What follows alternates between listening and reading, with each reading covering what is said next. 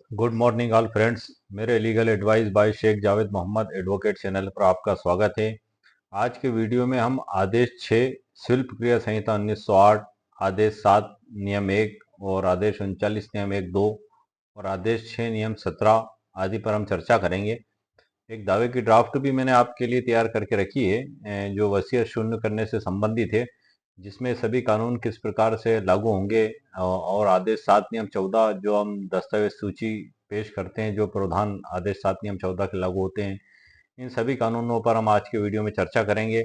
और जो मैंने ई बुक तैयार की है, उस ई बुक के अंदर जो है कि अध्याय 1 में वाद लेखन का आधार आदेश 6 नियम सीपीसी, इन सभी पर हम चर्चा करेंगे। तो सर आइए बिना विलंब किए मैं आपको ई बुक की ओर लेके चलता हूँ। उस ई बुक की लिंक मैंने इसी वीडियो के नीचे डिस्क्रिप्शन बॉक्स में दे दी है। यदि आपको आवश्यकता महसूस हो तो आप उसको वहां से परचेस कर सकते हैं। आइए सर, कंप्यूटर स्क्रीन पर ये ई बुक का टाइटल है order 6, order 7, order 39 CPC and वादपत्र drafting civil suit complete legal guide Hindi.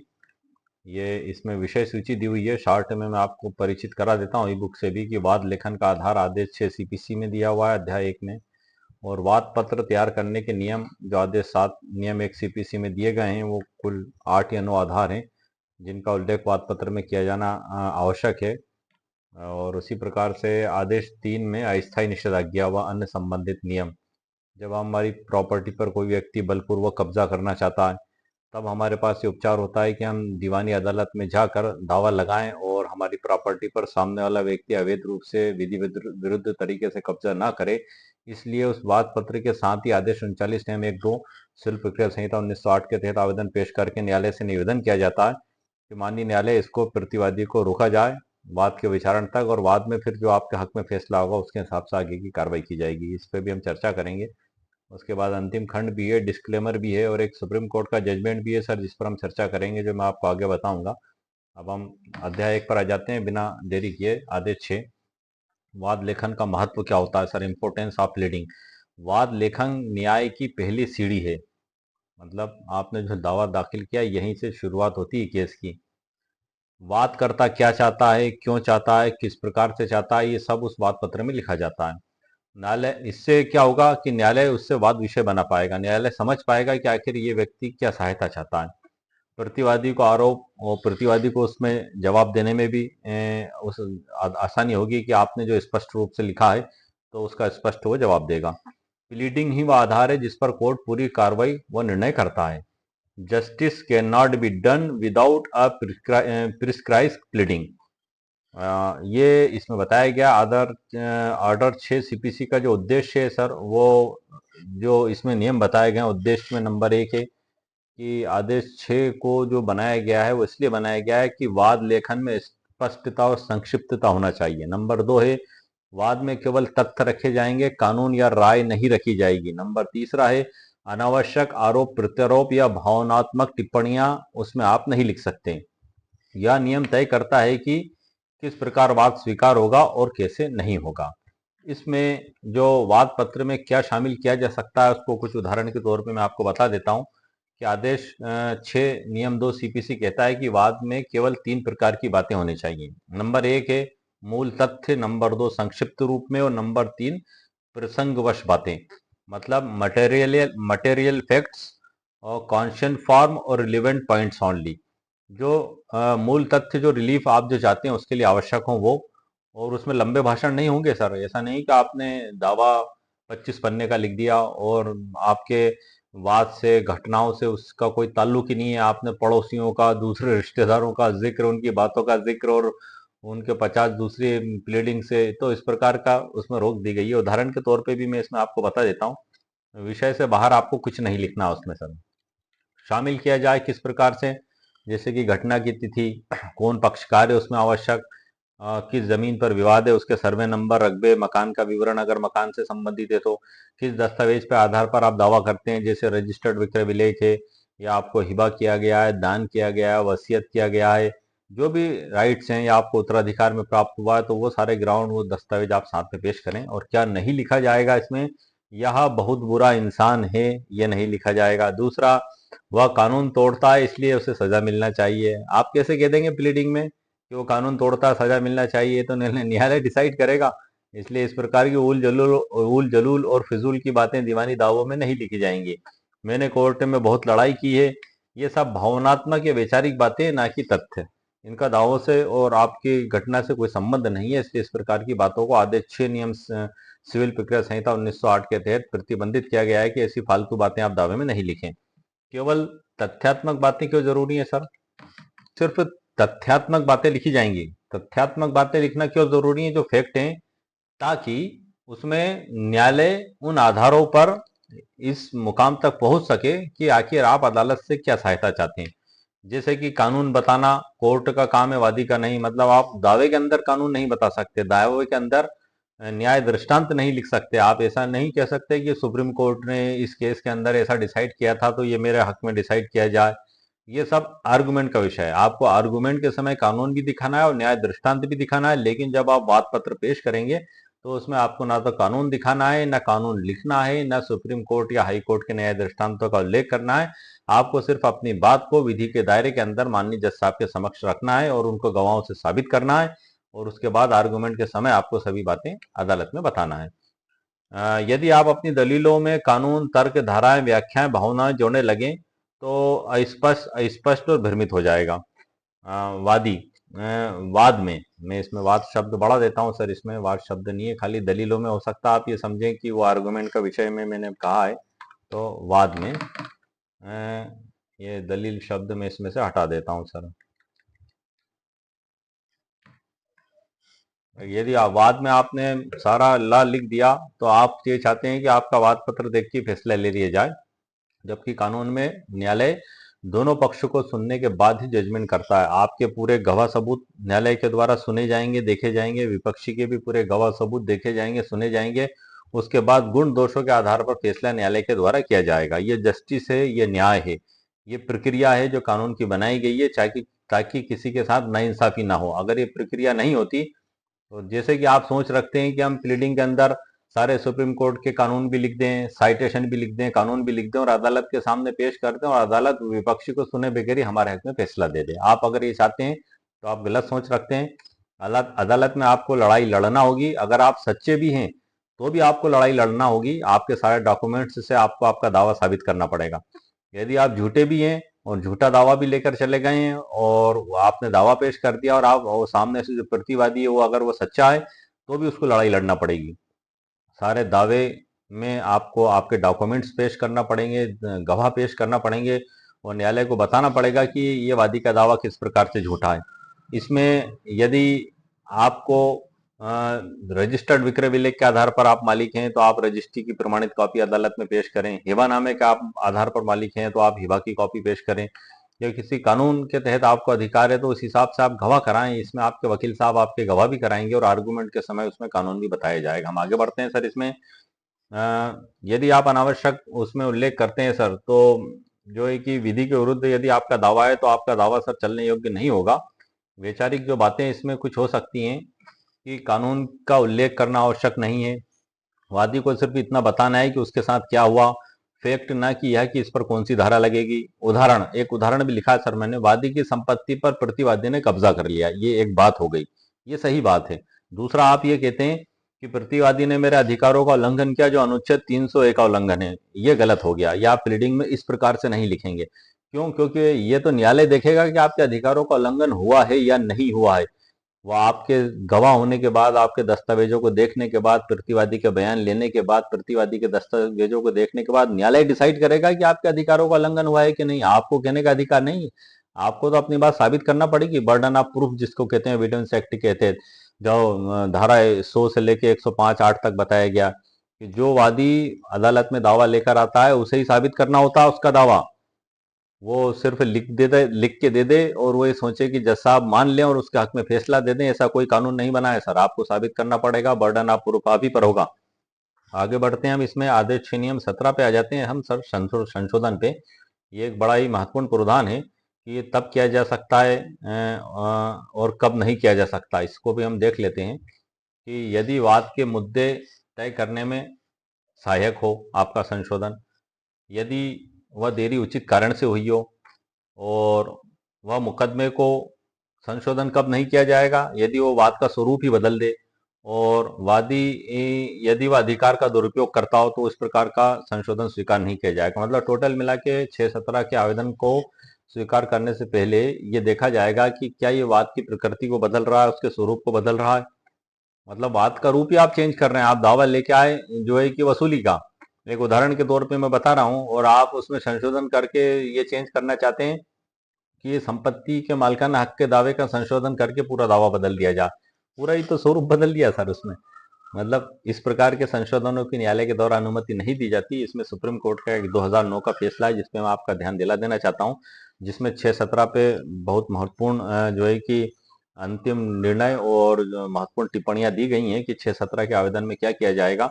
Messrs Reva Jeetu builders and developers बनाम messrs Narayan Swami and sons and arts 9 अक्टूबर 2009 का सर ये फैसला है।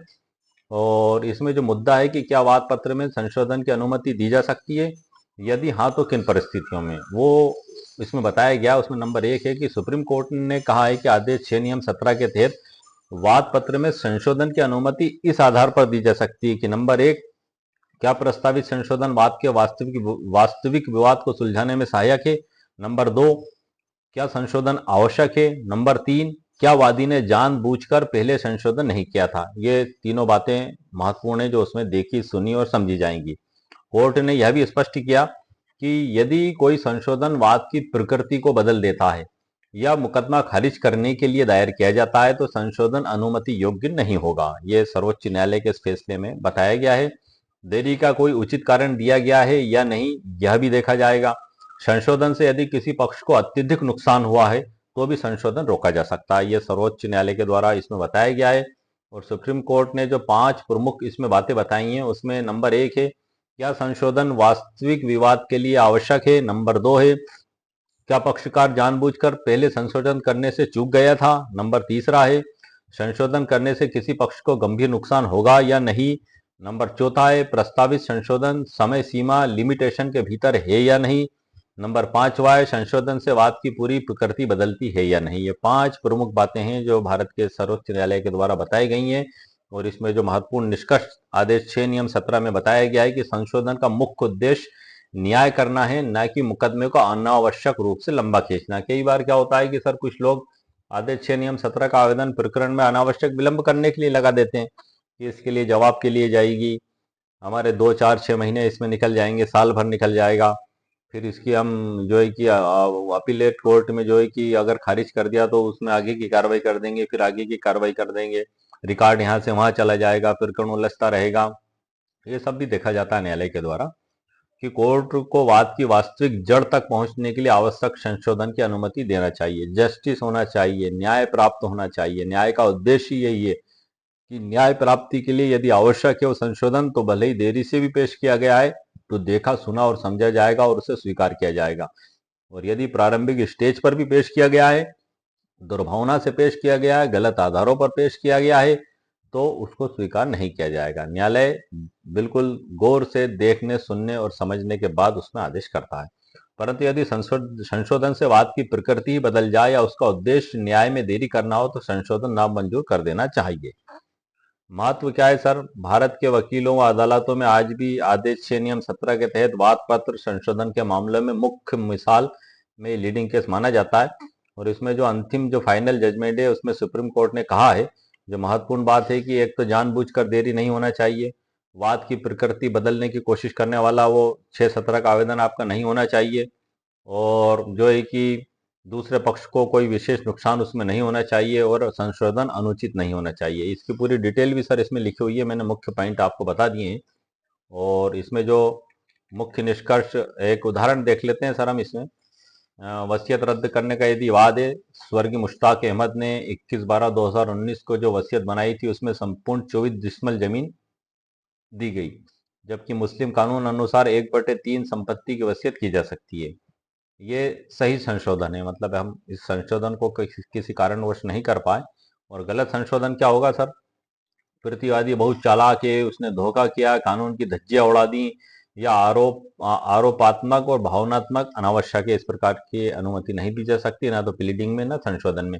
इसमें महत्वपूर्ण केस है सर एक, बच्चा बच, बच, ये है सर बचहज नाहर विरुद्ध नीलिमा मंडल 2008 का है, सुप्रीम कोर्ट का, relief not founded on pleading can not be granted, इसमें बताया गया है। दूसरा है वीरेंद्र किशननाथ रावत विरुद्ध Vinaykant N Joshi AR 1999, supreme court 162 का है, इसमें evidence beyond pleading is not permissible, इसमें यह बताया गया है। और तीसरा सुप्रीम कोर्ट का जजमेंट है मिस्टर टोरजन एंड CO विरुद्ध RMNN Nagappa Chitrai AIR 1953, supreme court 235, इसमें बताया गया है no amount of evidence can be looked into unless there is a pleading. इन तीनों न्यायालयों में इसी से संबंधित बातें बताई गई हैं। और अंत में सर जो निष्कर्ष है कि आदेश 6 CPC वाद लेखन की रीढ़ होता है सर, मतलब इसका मुख्य आधार होता है, केवल तथ्य लिखें ना कि भावनाएं और कानून। जो रिलीफ चाहिए उसके आधार साफ साफ और सटीक आप लिखें आपके दावे में। जितनी अच्छी प्लीडिंग उतना मजबूत मुकदमा और उतनी केस जीतने की संभावना। क्लीन हैंड से आपको अदालत में आना पड़ेगा, स्वच्छ हाथों से। यदि आप दुर्भावना से आते हैं, गलत तथ्य गलत आधार रखते हैं, तो विपक्षी उसको पेश करेगा, उसके डॉक्यूमेंट्स, उससे वो स्थिति न्यायालय में जज साहब के समक्ष स्पष्ट हो जाएगी और आप केस जीत नहीं पाएंगे अगर आपने झूठा दावा पेश किया तो। अध्याय 2 पे आ जाते हैं सर हम। वाद पत्र तैयार करने के नियम आदेश 7 में दिए गए हैं। आदेश 7 में जो प्रावधान बताए गए हैं सर, मैं आपको बुक में से भी थोड़े से बता देता हूं। आदेश 7 में जो एक बड़ी महत्वपूर्ण प्रावधान इसमें बताए गए हैं। आदेश 7 नियम 11 में वाद पत्र खारिज किए जाने के संबंध में भी है। आदेश 7 नियम 3 में जहां वाद की विषय वस्तु स्थावर संपत्ति है तो उसका आपको पूरा ब्यौरा देना होगा। और ये अध्याय जो है आदेश 7 जो है सर, ये वाद पत्र से संबंधित है। ये सिविल प्रक्रिया संहिता में सी बता रहा हूं मैं। वाद पत्र में अंतर्विष्ट की जाने वाली विशिष्टियां, वाद पत्र में निम्नलिखित विशिष्टियां होंगी। मतलब यदि आप अदालत में वाद पत्र पेश करते हैं तो आदेश 6 के जो प्रावधान जो अभी आपको बताए गए ये तो आपको फॉलो करना ही है, इन नियमों का तो पालन करना ही है। लेकिन आदेश 7 नियम एक भी बड़ा ही महत्वपूर्ण प्रावधान है जिसमें मैं आपको पढ़ के बता देता हूँ। वो कुल 8 या 9 आधार जिनका आपको आपके वाद पत्र में लिखा जाना आवश्यक है। उसमें नंबर 1 है उस न्यायालय का नाम जिसमें वह वाद लाया गया है। नंबर 2 है वादी का नाम, वर्णन और निवास स्थान। नंबर तीसरा है जहां तक अभी निश्चित किया जा सके प्रतिवादी का नाम, वर्णन और निवास स्थान। नंबर चौथा है जहां वादी या प्रतिवादी अवयस्क विकृत चित्त हैं वहां उस भाव का आपको प्लीडिंग में कथन करना होगा। नंबर 5वां है वे तथ्य जिनसे वाद हेतु गठित होता है और वह कब पैदा हुआ, जिसको वाद कारण कहते हैं, वाद रीजन, वो लिखना सर जरूरी है। नंबर 5वां है यह दर्शित करने वाले तथ्य की न्यायालय को अधिकारिता है या नहीं। मतलब पहले पैरा में लिखा जाता है, वो मैं वाद पत्र जो मैंने ड्राफ्टिंग तैयार की उसमें से आपको पढ़ के बता भी दूंगा सर आगे। यह अनुतोष जिसका वादी दावा करता है। नंबर 7वां हो गया। 8वां जहां वादी ने मुजरा अनुज्ञात किया है या अपने दावे का कोई भाग त्याग दिया है, वह ऐसे अनुज्ञात की गई या त्यागी गई रकम के बारे में बताना होगा। नंबर 9 है अधिकारिता के और न्यायालय फीस के प्रयोजन के लिए वाद की विषय वस्तु के मूल्य का ऐसा कथन या उस मामले में किया जा सकता है। क्योंकि ये वाद की विषय ये नवा आधार हो गया, क्योंकि आपको वाद मूल्य सर लिखना होगा, क्योंकि वाद मूल्य के आधार पर ही दावा पेश होता है। क्योंकि वर्ग 1 का वाद मूल्य सुनने का क्षेत्राधिकार अलग है। जैसे सामान्यतः 5 लाख और 5 लाख से ऊपर वर्ग 1 और उससे ऊपर ADJ कोर्ट जिला न्यायालय, उससे ऊपर हाई कोर्ट। तो अगर आपने वो गलत लिख दिया तो दावा फिर उस कोर्ट से दूसरी कोर्ट में आपको लेके जाना पड़ेगा, आपका समय भी वेस्ट होगा और कोर्ट फीस भी उसी के आधार पर तय होती है, वाद मूल्य के आधार पर ही। तो इन बातों का सर आपको वाद पत्र में ध्यान रखना आवश्यक है। इसकी उपधारा 2 में बताया है धन के वादों में जहां वादी धन की वसूली चाहता है वहां वाद की गई ठीक रकम वाद पत्र में कथित की जाएगी। तो ये सर बुक में से मैंने आपको पढ़ के बता दिए और उसी को सरल और आसान शब्दों में मैंने ई बुक के अंदर भी तैयार करके रखा है, जिसमें से कुछ महत्वपूर्ण जानकारियां मैं आपको बता देता हूँ कि निम्न बातें अनिवार्य रूप से होनी चाहिए। बुक के अंदर से तो सर मैंने आपको पढ़ के बता दी और आसान शब्दों में मैं आपको बता देता हूं कि नंबर 1 है पक्षकारों का पूरा नाम, पता, विवरण। नंबर 2 विवाद का संक्षिप्त किंतु सुस्पष्ट विवरण। वाद का कारण, कोर्ट का क्षेत्राधिकार क्यों है इसका स्पष्ट कारण, मांगी गई राहत, वाद मूल्य, न्याय शुल्क का पूरा विवरण और संलग्न दस्तावेजों की सूची। वो जो है कि संलग्न दस्तावेजों की सूची इसमें नहीं है क्योंकि ये वाद पत्र के साथ संलग्न होती है। आदेश 7 नियम 14 सिविल प्रक्रिया संहिता 1908 के तहत, इसलिए मैंने इसमें उसको लिखा हुआ है समझाने के लिए। लेकिन बुक में जो ग्राउंड लिखे हुए हैं वो ग्राउंड इसमें भी आ चुके हैं। वाद पत्र में स्पष्टता, संक्षिप्तता और सटीकता अत्यंत आवश्यक बताई गई है सर इसमें। इसी प्रकार से आदेश 7 नियम 1 के रूल 11 का विस्तार, ये भी जो है कि 1 से 11 तक जो नियम है सर, उसको भी हम शॉर्ट नज़र में देख लेते हैं कि वाद पत्र में आवश्यक विवरण होगा, धन वसूली वाद में मूल्य लिखना, भूमिवाद में संपत्ति का पूर्ण विवरण जो आदेश 7 नियम 3 में बुक में भी दिया हुआ है, दस्तावेजों पर वाद का आधार हो तो उनका उल्लेख आप करें, वाद पत्र में अस्पष्टता नहीं होनी चाहिए, वाद पत्र में देरी हो तो देरी का कारण आप स्पष्ट लिखें, लिमिटेशन एक्ट 1963 की धारा 5 का भी आवेदन लगाएं, वरना कई बार दावा जो है कि लिमिटेशन के आधार पर ही खारिज हो जाता है। ऐसा भी होता है कई बार सर, प्रैक्टिकली देखा गया है कि आपको मुकदमा लड़ते हुए सालों हो जाते हैं, पता लग रहा है कि आपको 10 साल हो गए, 12 साल हो गए मुकदमा लड़ते हुए किसी कारणवश वो मुकदमा प्रथम न्यायालय में ही, जिसको हम ट्रायल कोर्ट कहते हैं, वहीं 12 साल निकल गए, 8 साल निकल गए। हालांकि हाई कोर्ट से नोटिस आते रहते हैं कि न्यायालयों में जो है कि पुराने प्रकरणों का शीघ्र निराकरण किया जाए, लेकिन फिर भी किन्हीं कारणवश कई मुकदमे ऐसे देखे जाते हैं कि 8-8 साल हो जाते हैं। और उसमें कई बार ऐसा भी देखा जाता है कि जब दावा पेश किया जाता है, जब लिमिटेशन समय सीमा के मुद्दे पर ध्यान नहीं दिया जाता, ना तो न्यायाधीश महोदय के द्वारा देखा जाता है, कई बार जो है कि न्यायालय में वाद पत्र वादी के द्वारा पेश कर दिया गया और वो लिमिटेशन बाह्य था, और उस प्राथमिक स्तर पर प्रतिवादी के द्वारा उस पर आपत्ति भी नहीं ली गई, न्यायालय के द्वारा भी उसको नहीं देखा गया, और मामला चलते चलते 8 साल 10 साल हो गए। तो सर उसमें कई बार ऐसा भी देखा गया है कि 10 साल बाद न्यायालय के द्वारा सिर्फ लिमिटेशन के आधार पर ही उस दावे को खारिज कर दिया गया। भले ही आपका टाइटल मजबूत है, आपके डॉक्यूमेंट्स मजबूत हैं, सब कुछ है, लेकिन आपने धारा 5 का आवेदन लगाकर प्राइमरी रूप से न्यायालय से अनुमति नहीं ली थी, तो इस कारण वो आपका दावा इस आधार पर भी खारिज कर दिया जाता है। ऐसा भी सर देखने में आता है, प्रैक्टिकली रूप से मैं आपको बात बता रहा हूँ। 8-8 साल बाद के भी मुकदमे मैंने इस प्रकार के देखे हैं कि न्यायालय ने उसमें जजमेंट में लिखा हुआ है कि इनका वाद अवधि बाह्य है, इस कारण निरस्त किया जाता है। तो लिमिटेशन बड़ी महत्वपूर्ण चीज होती है। लिमिटेशन एक्ट 1963 में वो सारे अनुच्छेद दिए गए कि किस दावे की क्या परिसीमा होगी। तो दावा पेश करने से पहले आप लिमिटेशन को जरूर देखें, और लिमिटेशन आपकी चालू होगी सर वाद कारण से, काज ऑफ एक्शन से। जब आपका वाद का मुद्दा पैदा हुआ तब तो आपकी लिमिटेशन चालू होगी। जैसे कोई एडवर्स पोजीशन के आधार पर दावा करना चाहता है, तो एक दुश्मनी के रूप में देखा जाता है सर एडवर्स पोजीशन को, दोस्ती के रूप में नहीं। मतलब जो प्रतिकूल कब्जा करने वाला व्यक्ति है, वो असल मालिक की जमीन पे जो कब्जा करता है, तो वो एक दुश्मनी के प्रतीक के रूप में होता है। वो कह देता है चैलेंज करके कि आज से मैं मालिक हूं, आप इस जमीन पर मत आ जाना, वरना मैं आपको नुकसान पहुंचा दूंगा। ये जो भी धमकी देता है, वो जान से मारने की, हाथ पैर तोड़ने की, या नहीं भी देता है, सिर्फ चेतावनी दे देता है कि आज से मैं मालिक हूं, आप मालिक नहीं हो, जो भी रूप हो उसका, जो भी स्वरूप हो उसका। लेकिन वो एक दुश्मनी के प्रतीक में देखा जाता है, और जिस दिन उसके द्वारा ये हरकत की जाती है असल मालिक की जमीन पर, बेईमानी पूर्वक हरकत के लिए आप इसको या जो भी मान लें, तो उसी वक्त उसको एक्टिव होना जरूरी रहता है असल मालिक को। यदि असल मालिक इस कान से सुन के इस कान से निकाल देता है, और उस चेतावनी और उस धमकी पे कोई रिएक्शन नहीं देता है, तो उसका खामियाजा 12 साल बाद उसको उसकी संपत्ति से हाथ, उसकी संपत्ति को जो है कि उसके मालिकाना हक से जाके उसका खामियाजा उसको भुगतना पड़ता है। क्योंकि यही हाल में यदि 12 साल निकल गए और 12 साल बाद फिर वो जब दावा लेकर आएगा, तो लिमिटेशन एक्ट के तहत उसका दावा चलने योग्य नहीं होगा। ये आपको धमकी दे चुका था, आपकी जमीन पे कब्जा कर चुका था, तो 12 साल तक आप क्यों नहीं आए?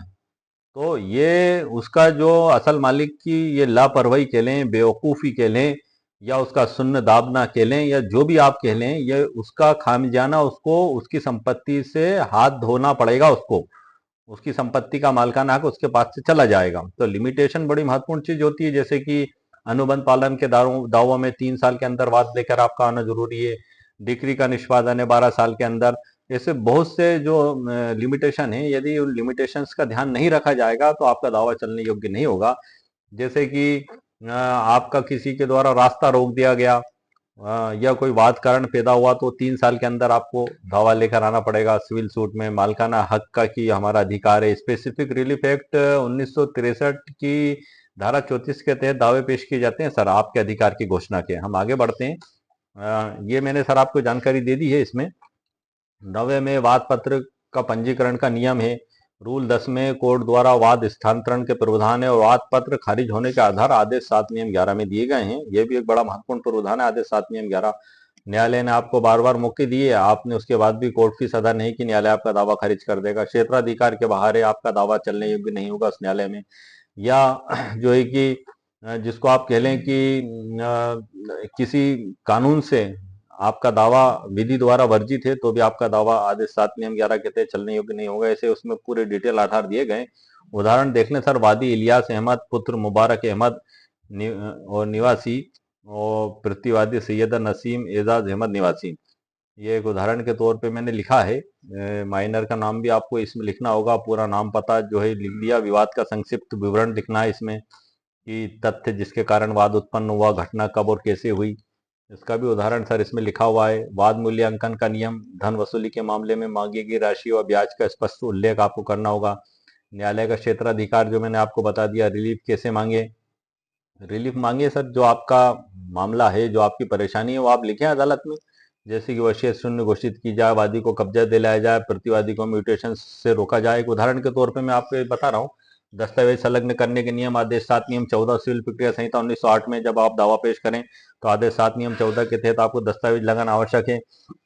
जिस दस्तावेज पर वादी भरोसा कर रहा है उसे वाद पत्र के साथ संलग्न करें, सूची बनाएं। ये पूरा अचल संपत्ति, वाद में भूमि विवरण आदेश 7 नियम 3 में लिखना होगा, जैसा कि खसरा, रकबा, गांव, तहसील, उसकी चौहद्दी, चतुसीमा, पूरी उसकी कैफियत आपको बताना होगी अदालत में, ताकि जज साहब को ये समझ में आ सके कि आपका दावे पे आप किस भूमि पे मालिकाना हक की घोषणा चाहते हैं।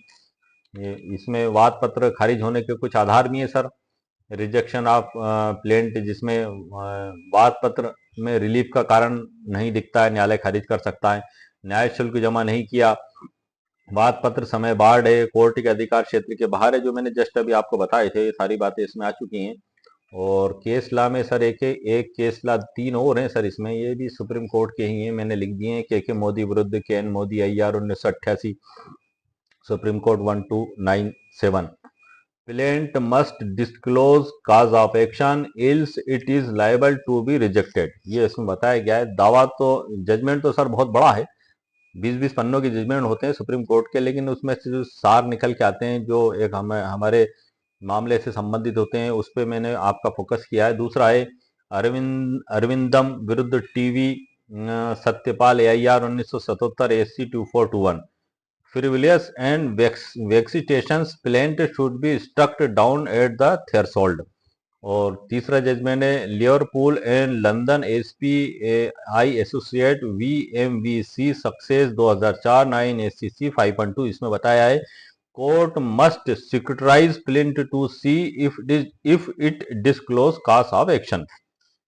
टोटल निष्कर्ष ये निकलता है सर कि CPC में जो वाद का ढांचा है वही तय करता है कि आपका वाद किस प्रकार से सही है गलत है। और वकीलों को वाद लिखते समय हर नियम सख्ती से पालन करना चाहिए। आदेश 7 CPC का सही उपयोग और मजबूत मुकदमा, इनका कॉम्बिनेशन आपको होना चाहिए। अब अध्याय 3 पे सर हम आ जाते हैं, अस्थायी निषेधाज्ञा। आदेश 39 नियम 1-2 सिविल प्रक्रिया संहिता 1908 का प्रावधान है। बड़ा जबरदस्त प्रावधान दिया गया है कि यदि किसी व्यक्ति को नाहक परेशान किया जाता है, उदाहरण के तौर पे आप देख लें कि यदि आप किसी संपत्ति के मालिक हैं, आपका कब्जा है, और कोई दादा बेईमान किस्म का व्यक्ति, आपका जो पड़ोस में जिसका खेत है, वो आपकी जिसको कह सकते हैं कि 20 बीघा जमीन में से 5 बीघा जमीन पे कब्जा कर लेता है या कब्जा करने की धौंस देता है। अब आपके पास क्या कानूनी आधार होगा सर? एक उदाहरण देके बता रहा हूं मैं, जमीन का या मकान का भी हो सकता। अब आपके पास ये आधार होगा कि उस जगह के जो आप मालिक हैं, तो उसका जो खसरा, बीवन, ऋण पुस्तिका, उनके आधार पे आपको एक वाद पत्र तैयार करना होगा और कोर्ट में जज साहब के समक्ष पेश करना होगा। उसमें न्यायालय से निवेदन करना होगा कि सर इस जगह का मैं मालिक हूँ और कब्जाधारी हूँ, और विपक्षी अवैध रूप से बलपूर्वक कब्जा करने की धौंस दे रहा है, मुझसे लड़ाई झगड़ा करता है, तो मेरे पक्ष में अस्थायी निषेधाज्ञा पारित की जाए। वाद के अंतिम निराकरण तक ये प्रतिवादी मेरी भूमि पर विधि विरुद्ध तरीके से बलपूर्वक कब्जा ना करे। ये वाद पत्र के साथ पेश किया जाता है सर, आदेश 39 नियम 1-2। ये आप सेपरेट रूप से अलग से पेश नहीं कर सकते। जो आप वाद पत्र, जैसे आपने वाद पत्र दाखिल किया, उसमें आपने स्थायी निषेधाज्ञा की मांग की, तो उसी के साथ अस्थायी निषेधाज्ञा, जिसको हम टेम्पररी कहते हैं, ये वाद विचारण तक ही लागू होती है। तो ये जो सहायता है सर, ये आपके वाद विचारण के दौरान तक ही रहती है। जब आपके वाद में अंतिम फैसला हो जाता है तब ये स्वतः समाप्त हो जाती है, लेकिन उस समय आपको एक बड़ा ही मजबूत आधार देती है, एक मजबूत विश्वास देती है कि यदि आप उस संपत्ति के मालिक हैं तो आप उसको सुरक्षित किस प्रकार से रख सकते हैं। तो इसमें सर हम देखते हैं आगे की स्थिति कि अस्थायी निषेधाज्ञा का मतलब है वाद की सुनवाई पूरी होने तक कोर्ट द्वारा प्रतिवादी को किसी कार्य से रोकना ताकि वादी का अधिकार सुरक्षित रहे। ये सब ई बुक के अंदर मैंने लिख भी दिया है सर। क्यों जरूरी है वो भी मैंने आपको बता दिया सर, उदाहरण भी मैंने आपको बता दिया है। कोर्ट तब अस्थायी निषेधाज्ञा दे सकता है कब, न्यायालय क्या देखता है इसमें सर, कि संपत्ति को नुकसान, क्षति, नष्ट करने या कब्जा बदलने का खतरा उत्पन्न हो गया है, प्रतिवादी संपत्ति का अवैध हस्तांतरण करने जा रहा है, आदि बातें इसमें देखी जाती हैं। और इसी प्रकार से प्राइमा फेसी भी देखा जाता है कि मामला प्राइमा फेसी है या नहीं। न्यायालय ये देखता है सर कि सुविधा का संतुलन आपके पक्ष में है कि नहीं, प्राइमा फेसी मामला है कि नहीं, और अपूर्ण क्षति होने की संभावना आपको है कि नहीं, और आप उस जगह के मालिक भी हैं कि नहीं, ये सब प्राइमा फेसी में आ जाता है। अब सपोज करें कि आप अवैध कब्जाधारी हैं और संपत्ति के मालिक जो है कि कोई और है, विधि अनुसार आपने अवैध कब्जा कर लिया और अदालत में पहुंच गए स्थायी निषेधाज्ञा का आवेदन लेके, तो आपको इस प्रकार से अस्थायी निषेधाज्ञा नहीं मिलना है सर। कई गुंडे बदमाश प्रवृत्ति के लोग इस प्रकार का भी कार्य करते हैं, तो न्यायालय दोनों पक्ष को देखता और सुनता, उसके बाद ही आदेश करता है। आगे बढ़ते हैं सर। इसमें बैलेंस ऑफ कन्वेंस का सिद्धांत प्राइमा फेसी क्या होता है, जो मैंने आपको बताया कि वादकर्ता के वाद में प्रथम दृष्टि से कोई ऐसा तर्क, दस्तावेज या आधार मौजूद है जिससे यह लगे कि वादी का दावा झूठा नहीं है, मतलब वादी वाद झूठा, दुर्भावनापूर्ण या बेबुनियाद ना हो। और बैलेंस ऑफ कन्वेंस का सिद्धांत जो है वो ये कहता है कि किसी पक्ष को ज्यादा नुकसान होगा यदि कोर्ट अस्थायी राहत न दे, यदि वादी को ज्यादा नुकसान होगा तो कोर्ट वादी के पक्ष में आदेश देता है। और इसी प्रकार से जो है कि एप्रूवेबल डैमेज, इसको भी देखा जाएगा कि यानी ऐसी हानि जिसकी क्षति पूर्ति नहीं की जा सके भविष्य में, जो सहायता चाहता है उसके लिए। अगर जमीन बिक गई तो वादी को भविष्य में कभी वो भूमि नहीं मिल सकती, एक उदाहरण के तौर पे ये भी देखा जाएगा। और उसके बाद स्टेटस क्यो आदेश का उपयोग, इसको भी देखा जाएगा कि मौजूदा स्थिति को बनाए रखना, यानी जैसा है वैसा ही रहने देना, स्टेटस क्यो, ऐसा भी न्यायालय कर सकता है। वाद लंबित रहने तक कोई बदलाव ना हो, ना कोई निर्माण, ना विक्रय, ना कब्जा बदलना, आदि बातें। 7वां नंबर है सर इसमें अस्थायी जो है अस्थायी निषेधाज्ञा के आवेदन में आदेश 39 नियम 1-2 में कि कब, क्यों और कैसे मांगी जाती है अस्थायी निषेधाज्ञा। कब, जब वादी को अपूर्ण क्षति होने का खतरा हो। क्यों, ताकि वादी के अधिकार सुरक्षित रहें। कैसे, वादी के साथ आवेदन देकर, शपथ पत्र लगाकर, दस्तावेजों के और खतरे का सबूत देकर, ये सब आपको न्यायालय को बताना होगा। आमतौर पर यह वाद के साथ ही ये जल्दबाजी में कोर्ट में दी जाती हैं। वकील पत्र, वाद पत्र के साथ आदेश 3 में वकील पत्र पेश करने के प्रावधान दिए गए। न्याय शुल्क का निर्धारण जरूरी है सर। वाद मूल्यांकन, इस पे मैं स्पेशल वीडियो मेरे चैनल पर बना चुका हूं जो अपलोडेड है कि वाद मूल्य कैसे निकाला जाएगा, कोर्ट फीस कैसे निकाली जाएगी। इसी प्रकार से आदेश 5 के तहत समन जारी किया जाएगा। जैसे आप दावा पेश करेंगे उसमें पूरी जांच की जाएगी। जांच में देखा जाएगा जो उपरोक्त नियम मैंने आपको बताए कि उनका पालन करते हुए आपने दावा लिखा है या नहीं। और अन्य महत्वपूर्ण आदेश हैं कि आदेश 13 दस्तावेजों की प्रस्तुति व रसीद, आदेश 20 न्यायालय का निर्णय व डिक्री, और सेक्शन 151 कोर्ट की स्वाभाविक शक्तियां, मतलब न्यायालय न्याय के उद्देश्य को प्राप्त करने के लिए आदेश कर सकता है। केस स्टडीज और अन्य उदाहरण भी हैं भूमि विवाद में अस्थायी निषेधाज्ञा। तो इस प्रकार से सर भूमि विवाद में जो अस्थायी निषेधाज्ञा का एक उदाहरण भी मैं आपको बता देता हूँ शॉर्ट में कि वादी ने अस्थायी निषेधाज्ञा मांगी। वादी की कृषि भूमि पर प्रतिवादी कब्जा कर रहा है, उस स्थिति में प्राइमा फेसी केस होना चाहिए, बैलेंस ऑफ कन्वेंस वादी के पक्ष में होना चाहिए। इस प्रकार से आपको अदालत में साबित करना होगा।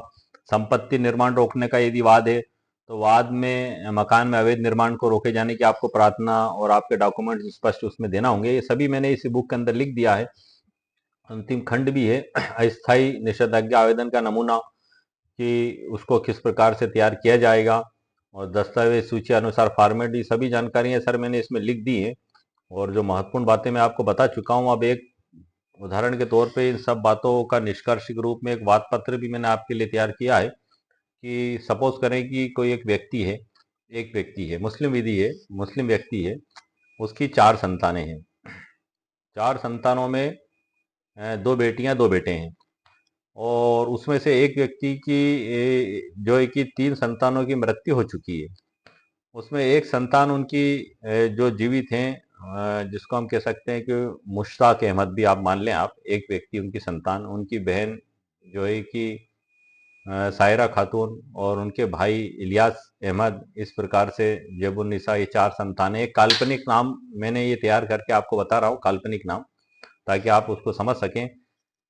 अब इसमें जो एक काल्पनिक नाम है मुश्ताक अहमद, उनकी कुछ जमीन आप मान लें, उनकी जीवित अवस्था में वही कर रहे थे, और उनकी जो जमीन है, उनके मरने के पहले ही, उनकी जीवित अवस्था में ही, उनके बहन के बच्चे ने संपूर्ण जमीन की वसीयत उनके नाम लिखवा ली, 1/3 से ज्यादा। जबकि मुस्लिम विधि के तहत ये प्रावधान है कि 1/3 से अधिक संपत्ति की यदि वसीयत की जाती है तो अन्य वारिसों की सहमति आवश्यक है। अब उनके एकमात्र जो भाई थे सगे, वो उस समय जीवित थे, तो बहन के बच्चे को उसमें अधिकार पूरी संपत्ति पर नहीं मिल सकता। 1/3 से अधिक संपत्ति की वसीयत जो है नहीं की जा सकती है। अगर बहुत से बहुत हो तो अदालत 1/3 संपत्ति मान सकती है, और यदि वो वसीयत भी धोखे से, कपट से, झूठ बोलकर विधि विरुद्ध तरीके से दिखाई गई है तो संपूर्ण वसीयत ही शून्य होगी। सर, जो विधि विरुद्ध तरीके से कुछ कार्य किए जाते हैं तो उसी में ये है कि ऊपर वादी प्रतिवादी का नाम, ऊपर न्यायालय का नाम, न्यायाधीश महोदय मध्य प्रदेश, और जो आपका स्टेट हो, वादी प्रतिवादी के नाम शीर्षक में लिखा जाएगा। वाद वास्ते मुस्लिम विरुद्ध के विरुद्ध बनाई गई वसीयत को शून्य घोषित करने तथा वादी को स्वत्वाधिकार और कब्जा प्रदान करने स्थायी निषेधाज्ञा बाबत। ये आप यदि हिंदू विधि के तहत तैयार करते हैं तो उसके प्रावधानों के तहत आप इसको लिख सकते हैं। एक मैंने आपको एक ड्राफ्टिंग के ये तैयार किया है बतौर मॉडल के। ऊपर माननीय न्यायालय से निवेदन है, नंबर 1 पेरे में क्षेत्राधिकार का आ जाएगा, नंबर 2 में पूरी घटना का विवरण आ जाएगा, किस प्रकार से आपके कानूनों का उल्लंघन हुआ है, और वाद कारण मैंने 7वें पेरा में लिख दिया है सर इसमें, और किस प्रकार से जानकारी हुई थी उनको। लिमिटेशन का भी लिख दिया है मैंने 9वें में कि वाद पत्र नियत समयावधि में पेश है, और 2 प्रति में वाद पेश किया गया है। ये भी सिविल प्रक्रिया संहिता में आदेश 4 में स्पष्ट प्रावधान दिए गए हैं, 2 प्रति में। सूची अनुसार दस्तावेज, वकालतनामा, प्रोसेस, ये पेरा 10 में मैंने लिख दिया है। वसीयत को शून्य करने की जो कोर्ट फीस है और वाद मूल्यांकन है, उसका पेरा भी इसमें मैंने बनाया है 11वें पेरा में। तो इस प्रकार से, और 12वें में जो मैंने लिखा है मुस्लिम विधि के विपरीत है तो किस प्रकार से विपरीत है, उसके प्रावधान मैंने लिख दिए है सर इसमें। वादी माननीय न्यायालय से निवेदन करता है, सहायता इसमें मांगी गई है। सहायता में जो मैं पढ़ के बता देता हूँ आपको, जो है कि आप यहाँ पे आप लिख दें,